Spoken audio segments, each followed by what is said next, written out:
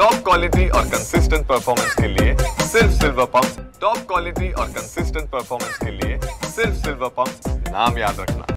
मुंबईत मागच्या 48 तासापासून पावसाची जोरदार बॅटिंग सुरूच आहे। मी सध्या मुंबईच्या बीकेसी परिसरामध्ये आहे आणि या ठिकाणची जर स्कायलाईन पाहिली तर आपल्या लक्षात येतं की ढगाळ वातावरणाची निर्मिती झालेली आहे। त्यासोबतच काळे ढग दाटून आलेले आहेत आणि मुसळधार पावसासाठी पूरक असणारी जी वातावरण असतं त्याची निर्मिती या ठिकाणी झालेली आहे। मुंबई उपनगर आणि ठाणे जिल्ह्यात भारतीय हवामान विभागाने रेड अलर्ट जारी केलेला आहे। सकाळपासूनच जोरदार वारे मुंबईत वाहत आहेत। सर्वदूर धुरकट वातावरणाची निर्मिती झाली आहे। ढग दाटून आलेले आहेत आणि मुसळधार पाऊस पडेल अशी शक्यता सुद्धा वर्तवण्यात येत आहे। मुंबई शहर आणि उपनगरांना अति मुसळधार पावसाचा इशारा म्हणजेच रेड अलर्ट हवामान विभागाकडून जारी करण्यात आलेला आहे। खबरदारी म्हणून सर्व शाळा महाविद्यालयांना सुट्टी सुद्धा जाहीर केलेली आहे। मुंबईसह उपनगरात अनेक ठिकाणी सकल भागात पाणी साचलेलं आहे। त्यासोबतच दृश्यमानता कमी झालेली ही जर सगळी दृश्य पाहिली तर आपल्याला लक्षात येतं की ज्या उंच उंच इमारती आहेत त्या या ढगाळ वातावरणामध्ये कुठेतरी गायब झाल्याचं चित्र स्पष्टपणे आपल्याला पाहायला मिळतं। सावधगिरी म्हणून मुंबई पोलिसांकडून आवाहन करण्यात आलं आहे। अनावश्यक प्रवास टाळावा, काळजीपूर्वक प्रवासाचं नियोजन करा आणि आवश्यक असल्यासच घराबाहेर पडा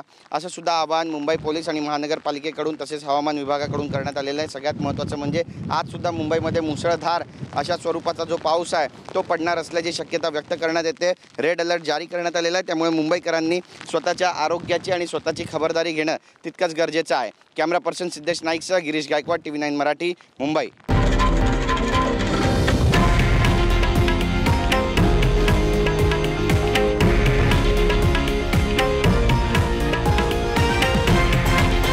हे आहे देशातील नंबर 1 न्यूज नेटवर्क आणि आपण पाहत आहात TV9 मराठी, एकमेव।